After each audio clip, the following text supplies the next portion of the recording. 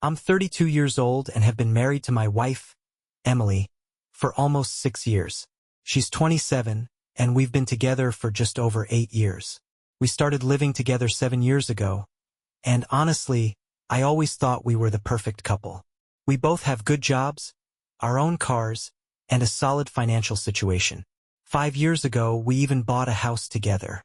Life felt stable and fulfilling. But in February 2022, everything started to unravel when my mom passed away unexpectedly from a heart attack. It was devastating, not just for me but for Emily too. She and my mom were really close. The months that followed were some of the hardest I've ever faced. We barely went out, maybe once or twice over 6 months. Most of the time, we just stayed home, sitting on the couch watching TV. I was miserable, but I kept telling myself we'd get through it. I thought we were strong enough. Then came what I've started calling Day D. It was 5 weeks ago. Emily went out for drinks with 3 male coworkers at a bar not far from our house. I didn't think much of it at first. Figured she could use the break, so I went to bed early. But around 3:30 a.m., she came home with the 3 guys in tow. She said they were heading out to the city for more drinks. I didn't like it, but what could I do? Bars close at 4 a.m., and the city is only about 15 minutes away, so I assumed she'd be back soon. Instead, she came home at 5:30. That's when I started feeling suspicious. Up until that night, I'd trusted her completely. Then, 4 weeks ago on a Sunday, Emily left the house for the entire day, saying she was going to affair with her mom. Something didn't sit right with me. I didn't believe her, but what was I supposed to do? Confront her without proof? She didn't even say goodbye before she left while I was in the shower. When she came back that evening, she walked in crying. My first reaction was pure concern. I asked, "Emily, what's wrong? Are you okay? What happened?" But her first words hit me like a truck. "I want a divorce." We had an emotional conversation after that. I asked her point blank if she cheated on me, and she said no. Instead, she told me she'd been unhappy for a while and wanted out of the marriage. Her words blindsided me. She'd never once told me she was unhappy. As far as I knew, we were doing fine. After our talk, she left and moved in with her mom. For days later, I saw her again because we had to figure out what to do with our dog. I couldn't take care of the dog alone, and her mom didn't want pets in the house, so our dog ended up staying with her aunt. When I saw Emily that day, I asked her again about cheating. This time, she admitted it. She confessed she'd been cheating on me since the night she went out drinking with her coworkers. It wasn't a one-time thing, either. She said it had been going on the whole week leading up to the moment she left me. Then she dropped another bombshell. She thought she was in love with him. When I asked her what was so special about this guy, the only thing she could say was, "We have a connection, a spark." That was it. No other explanation. She went on to say she felt like she was having some kind of midlife crisis, even though she's only 27. She told me she didn't know what she wanted or what she was doing with her life. Felt like she was losing her mind. She dyed her hair purple and signed up for motorcycle lessons out of nowhere. In the first couple of weeks after she left, I tried to reach out and fix things, or at least talk. But she shut me out completely. Any response I got from her was short and cold, almost like she was a different person. I can't recognize the woman I married. It's like she changed overnight. She acts like I was never a part of her life, like I mean nothing to her now. Is this some kind of defense mechanism to make it easier for her to deal with the breakup? Or has she truly changed? I keep wondering what's going to happen when the honeymoon phase with this guy wears off. Will she wake up and regret everything? I feel so many things at once. Anger, disappointment, sadness, but mostly, I feel hurt. Despite everything, I can't help but think about how strong our marriage used to be. It's been 5 weeks since Day D, and neither Emily nor I have officially filed for divorce yet. I'm almost certain she's still seeing the guy she cheated on me with, though I don't know for sure.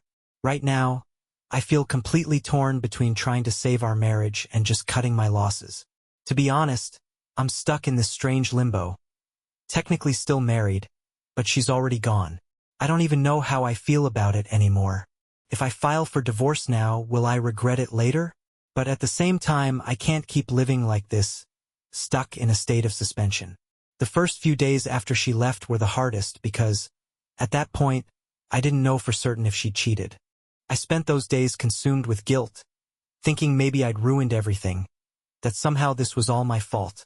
But once she admitted to the cheating, that guilt started to fade. Sure, maybe I wasn't perfect, but the breakdown of our marriage is on her 100%. Emily never gave me any reason to think she was unhappy. She seemed fine, happy even. Turns out, she's a pretty convincing actress. She never told me something was wrong. Never said she was dissatisfied or that anything needed to change. Instead, she changed, completely, and she continues to change. At this point, I don't believe there's any way to salvage things. In fact, I don't even miss her anymore. Honestly, I feel sorry for the guy she's with now. I have no doubt she'll eventually break his heart too. Oddly enough, I've been doing okay when it comes to coping with my mom's death. Of course, I've had other things weighing on me, but I feel like I've started to climb out of that hole. I'd begun to find a spark of life again, wanting to go out, have fun, ride my motorcycle, maybe even travel. But then Emily's betrayal sent me spiraling all over again. It's like everything was stripped away at once. My mom, my wife, even my dad has been struggling to adjust after losing my mom, his partner of 40 years. But somehow I know we'll get through it. Life moves on, and in time we'll be okay. Luckily, I've got a great support system. My sister has been amazing, and I have close friends I've known for over 20 years. I'm not ready to dive back into bachelor life, but I can't deny that part of me is curious about what it's like now. It's been over 8 years since I went on a date, and even longer since I made plans without checking in with someone first. It's a strange, new reality to think about. As tough as this year has been, I truly believe better days are ahead. Looking back, I realize now that Emily and I probably got married too young. I was 26 and she was only 21. I haven't changed much over the years, but maybe she has. Maybe she's been holding in her feelings for a long time. She even said she feels like she's going through some kind of midlife crisis, though those were her words, not mine. To give you a better picture of our relationship, I mentioned earlier that we had a stable life. Here are some details about what that looked like for us. We shared some hobbies and interests. We both loved video games, although we never actually played together. I've been into Age of Empires 4 on my PC, while she was more into The Witcher on her PS4. We were big fans of Netflix too, especially after my mom passed. We spent a lot of time watching shows together, though even before that, we were more the stay in and watch a good movie type of couple. Going out to bars wasn't really our thing, but we'd hit the movies or a nice restaurant once or twice a month. We also both loved motorcycles. I've got a bike and a license, and Emily always enjoyed riding with me as a passenger. Apparently, her dad used to take her on rides when she was little, which might explain her interest. What caught me off guard, though, is that now she wants to get her own license and buy her own motorcycle. I didn't even know that was on her radar. Family time was a big deal for both of us too.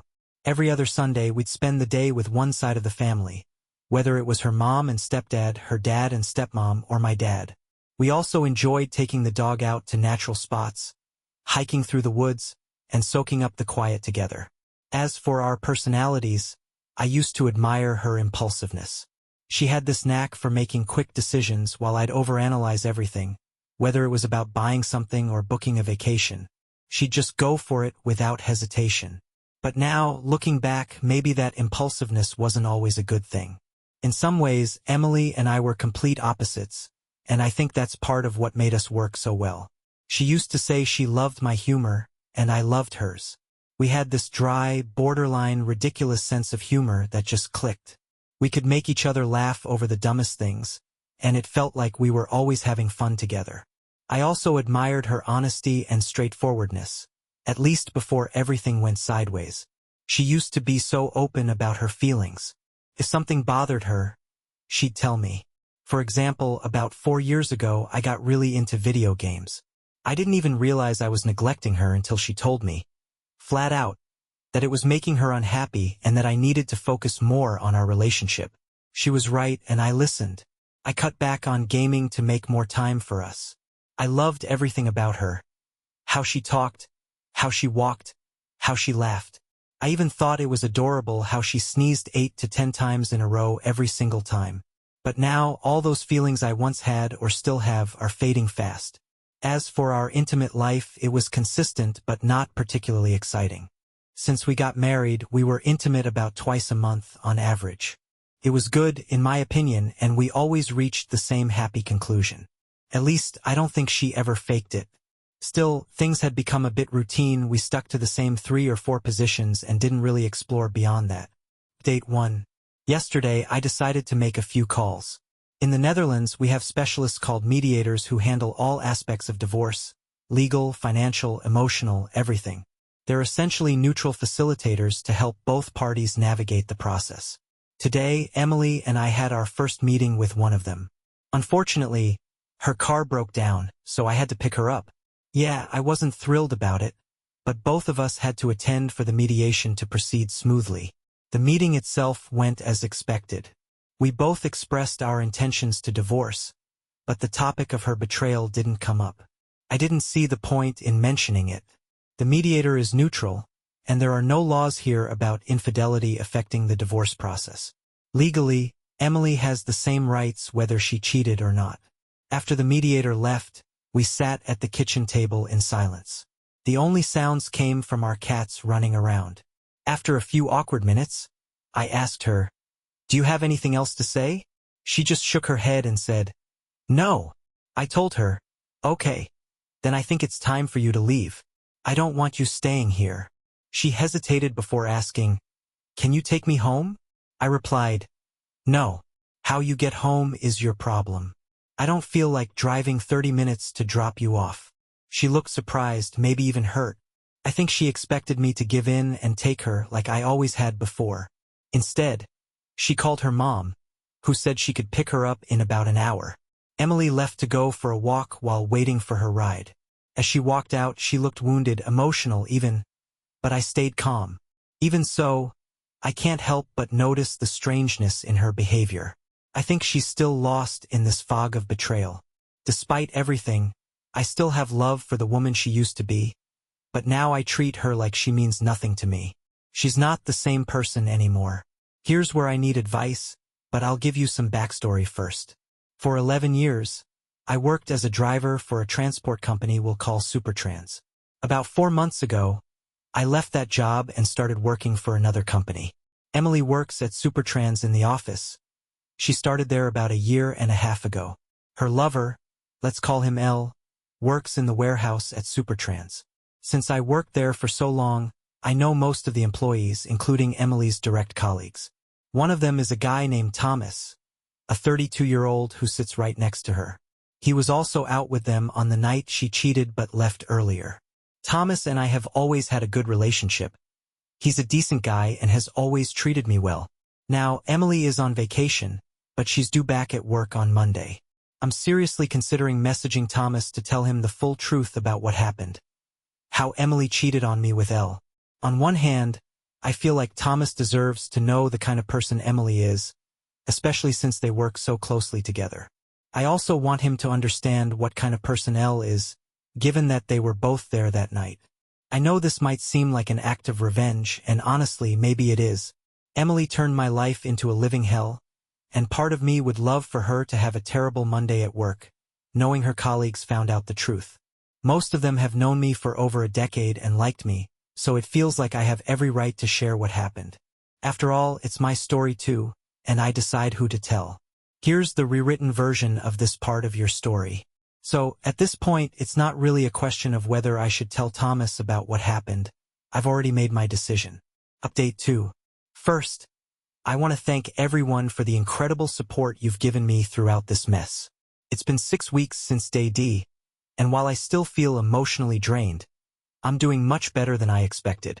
However, I have a question about Emily's current behavior. Is it normal for someone in her position to treat everyone around her so terribly? She's polite to L. At least I assume she is, and maybe to her parents, but beyond that, she's been awful to everyone.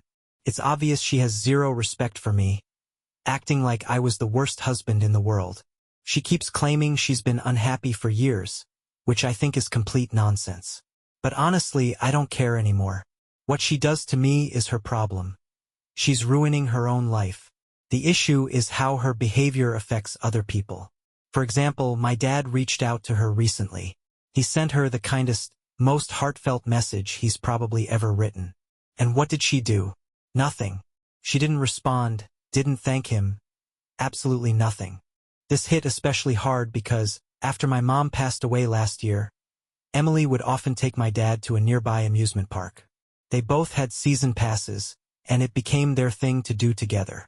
My dad adored her. Now, I'm watching him age in front of my eyes, and it hurts more than I can put into words. And yet Emily doesn't even have the decency to acknowledge him. She also claimed she wanted to stay friends with my younger sister, but they haven't spoken in weeks. And then there's her best friend, who also happens to be a mutual friend of ours. Emily was supposed to spend the day with her, but instead, she completely ghosted her. Her friend messaged her multiple times yesterday to confirm their plans, but Emily didn't even bother to read the messages or pick up the phone. Today, the same thing happened. Her friend texted again, asking if Emily was coming, and still no response. Meanwhile, her WhatsApp status showed she'd been online after the messages came through. Her best friend ended up crying on her couch all day. She'd even taken the day off work to spend time with Emily, to go shopping, have fun. But instead, she got ignored. Is this kind of behavior normal for someone who's caught up in an affair? Or is this something else entirely? I honestly don't care what Emily does anymore. I'm done. But it's hard to watch her destroy her relationships with other people. Her best friend didn't deserve that. Something else came to mind while writing this. My future ex-wife has been telling people we broke up because we fell out of love and had different goals in life. I know this is typical cheater behavior, spinning the story to make themselves look better. But it's infuriating. She's not honest with anyone about what really happened. She's painting herself as the victim to avoid taking responsibility. Here's an important detail. Her best friend, the one she ghosted, lived with us for about 6 months. This was back when she was getting out of a toxic relationship and needed a place to stay. She moved in from November 2021 to April 2022. During that time, she and Emily talked about everything. Our relationship, our intimate life, all of it. I talk to her friend daily now, and she's been nothing but honest and sincere with me. I asked her if Emily had ever mentioned being unhappy in our marriage. She told me that it was a complete lie. Emily never said a word about being unhappy, even though they discussed everything. So, either Emily is lying now to justify her betrayal, or she hid her feelings from everyone, including her closest friend. Based on my experience, I've never seen any indication that she was unhappy, and her friend agrees with me. At this point, I'm just waiting for karma to catch up with Emily. When people ask why we're divorcing, I tell them the truth. She's a selfish, egotistical cheater. Yesterday, a mutual friend showed me a conversation she had with Emily over text. It went something like this. Friend: "Oh my God. Is it true you and your husband broke up?" Emily: "Yes, unfortunately, it's true." Friend: "No way, what happened?" Emily: "We just fell out of love over the past few years and realized we have different goals in life. So we decided to break up." She makes it sound so simple, like this was a mutual decision. It's honestly disgusting how easily she twists the truth to protect her image. Of course, I told my friend the truth about what happened. I explained that Emily cheated on me, claimed she'd fallen in love, and left me for another man. Everyone who hears this is shocked. Honestly, no one, including me, would have ever thought Emily was capable of something like this. Update 3. So far, I'm doing fine. Once I realized Emily was moving on with her life without me, I decided to do the same. We've spoken a few times, and my conclusion is this. She still loved me, but she got bored in our marriage. That doesn't surprise me, considering the stress we were under after my mom's sudden death in February. Emily insists she's in love with Elle, but she claims it's without any expectations or obligations. She also told me she wasn't unhappy with me specifically but was unhappy in general. Here's how I see it. She cheated, caught feelings for Elle, and left. Once I accepted that, I decided to let her go and focus on myself. At this point, I truly don't care what she does or if she ever regrets her choices. I'll be fine regardless. Work has been steady, and I've started going to the gym 3 times a week. My muscles are sore, but it's a good kind of pain. I've also reconnected with an old friend, a woman I've known since childhood.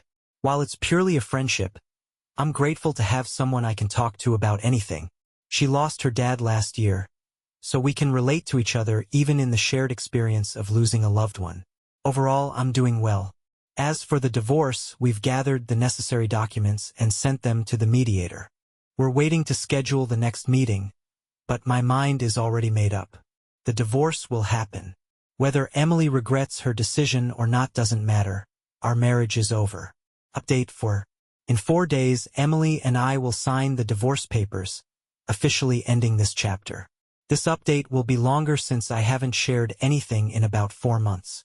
During that time, I've made a few mistakes but also taken steps to regain my strength and self-respect. 5 months after everything happened, I can finally say that Emily's betrayal no longer occupies my thoughts the way it once did. To anyone going through a similar situation, please believe me when I say it gets easier with time. In the beginning, I made every mistake in the book. I begged her to come back, tried to reason with her, got angry, felt betrayed, and completely lost control of my emotions. It felt like Emily had lost her mind, and for 2 months, I struggled to process it. Eventually, I stopped pleading and complaining. I told her I'd thought things through and was open to communication and maybe even reconciliation, but I couldn't promise anything. For the past 3 months, I've only contacted her about practical matters: the divorce, financial issues, and our shared home. During that time, I wasn't sitting idle. At 32 years old, I started going to the gym for the first time in my life, focusing on building muscle since I've always been on the slimmer side. I've been training consistently 4 times a week for 3 months now, and I'm already seeing results. I feel stronger and more confident than I ever have before, both physically and emotionally. Initially, the gym was just a distraction, but now it's become a source of pride and empowerment. If you're going through something tough, my advice is this: hit the gym. It helps not only your body but also your mind. As for the house, I've been working with the bank and secured an additional loan to pay Emily her share, around $65,000. It's a lot of money, but it's worth it. After this is settled, I'll be the sole owner of a house valued at about $300,000. It's not an ideal situation, but in the long term, I'll be in a much better position. Now about Emily and Elle. I've heard from a mutual friend that Emily is still with him and has essentially thrown herself into this new relationship. I try not to think about them, but sometimes it's hard not to. From what I've been told, karma might already be catching up with her. Elle is unemployed and battling depression. Our mutual friend even showed me screenshots of messages between him and Emily, and it's clear their relationship isn't as perfect as it seemed. Worse, Elle has introduced Emily to heavy drugs. I know this from the same friend, and while I haven't confronted Emily about it, it's heartbreaking to see. If she wants to destroy her life, that's her choice, but it's hard to watch. Emily's decisions seem to be catching up with her. She spent Christmas alone, crying, and about a week after New Year's, she showed up at my house unexpectedly. Her visit lasted all of 5 minutes. She told me she'd had a miserable holiday and asked how mine was. I was polite but brief. I told her my Christmas was fine. Not great, since it was my first without my mom, but I was doing okay. And I meant it, I really am okay. Her visit was strange. The only explanation I can think of is that she might be feeling regret. Time will tell. Interestingly, Emily's mom called me after New Year's to wish me well. I wasn't expecting it, but it was nice to hear from her. She was part of my family for 8 years, and despite everything, that still means something to me. My former mother-in-law recently told me that Emily isn't doing very well. According to her, Emily is sad, cries often, and seems to be mourning the end of our marriage. Apparently, Emily even told her mom, "I didn't want things to turn out this way." Hearing that makes me think she might have doubts about her choices. But if she does, only she can take the first step to change things. So far, she hasn't. All I could do was give her the divorce she asked for, respect her decision to leave, and stay out of her life. And that's exactly what I've done. I've removed myself from her world, granted her the divorce, and focused every day on becoming a better version of myself. In just 4 days, we'll sign the final divorce papers, and this chapter will officially be over. Although I'm truly doing well, I'm still human. There are moments when I miss our marriage and the person Emily used to be. It's painful to see what's happened to her, but I also understand that it's out of my control, and it's not my responsibility anymore. In closing, I want to thank all of you again. Your support has been incredible, and without it, I wouldn't be where I am today, both emotionally and physically. You've helped me find the strength to move forward. Please feel free to share your thoughts in the comments. I'd love to hear what you think about this journey. Thank you for watching. Don't forget to subscribe and like.